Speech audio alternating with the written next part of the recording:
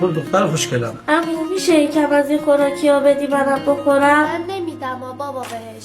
برو تو ببینم درد بخوری تو، به خاطر مادرت من تحملت میکنم و اینا پرتت میکردم بیرون. چرا مگه من چیکارت کردم؟ با بچه خودت هم اینطوری رفتار میکنی؟ من تازه میخواستم بهت بگم بابا. تو نمیخواد به بابای من بگی بابا. بیا همینو بخور، این از سرتم زیادیه. دست درد نکنه آقا ناصر، تو خوراکی پرت میکنی جلو بچه من، ولی من چند سال هیچ فرقی بین بچه تو و بچه خودم نذاشتم. گفتم جای مادر نداشتهشو براش پر کنم. اتفاقا همیشه اول هوای دختر تو رو داشتم، بعد بچه خودمو. غیر از اینم نیست، برای منم با بچه خودم تا حالا فرقی نداشته. بس کن، کرکه نیستم، خودم همه چیو شنیدم. تو لیاقت این همه خوبیای منو نداری. بیا بریم دخترم.